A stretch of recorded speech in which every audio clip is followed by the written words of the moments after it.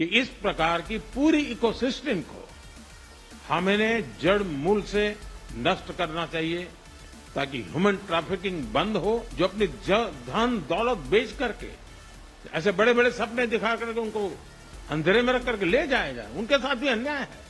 और इसलिए हमारी बड़ी लड़ाई उस पूरे इकोसिस्टम के खिलाफ है और मुझे विश्वास है कि राष्ट्रपति ट्रंप भी इस इकोसिस्टम को खत्म करने में भारत का पूरा सहयोग करेंगे। डोनाल्ड ट्रंप के सत्ता में आने के बाद से ही एक विवाद भारत और अमेरिका के बीच में लगातार सुर्खियों में रहा। विवाद अवैध प्रवासियों की वापसी को लेकर। अमेरिका ने पिछले महीने के अंत तक ये फैसला किया कि वो 100 से ज्यादा अवैध भारतीयों को वापस भारत डिपोर्ट कर देगा। 104 भारतीय वापस भारत भी लौटे। इसके लिए अमेरिका ने C-17 मिलिट्री विमान का इस्तेमाल किया। माहौल लंबे वक्त तक गर्म रहा और आखिरकार इंतजार प्रधानमंत्री नरेंद्र मोदी के जवाब का था। अमेरिका में भी एक मौका ऐसा आया जब प्रधानमंत्री नरेंद्र मोदी से अवैध भारतीय प्रवासियों को लेकर सवाल पूछा गया। इस सवाल के जवाब में प्रधानमंत्री नरेंद्र मोदी ने जो जवाब दिया उसे ट्रंप सुनकर भी हैरान थे। हमने हमेशा कहा है कि जो वेरीफाइड होगा, कि जो सच्चे अर्थ में भारत का ही नागरिक होगा, वो अगर अमेरिका में गैर कानूनी तरीके से रहता है तो उसको वापस लेने के लिए भारत तैयार है।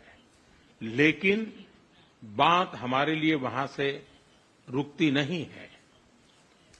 ये सामान्य परिवारों के बच्चे होते हैं। ये किसी से छिपा नहीं है कि प्रधानमंत्री नरेंद्र मोदी और उनकी सरकार अमेरिका का सहयोग करने के लिए इस मामले पर पूरी तरीके से हमेशा तैयार रही है।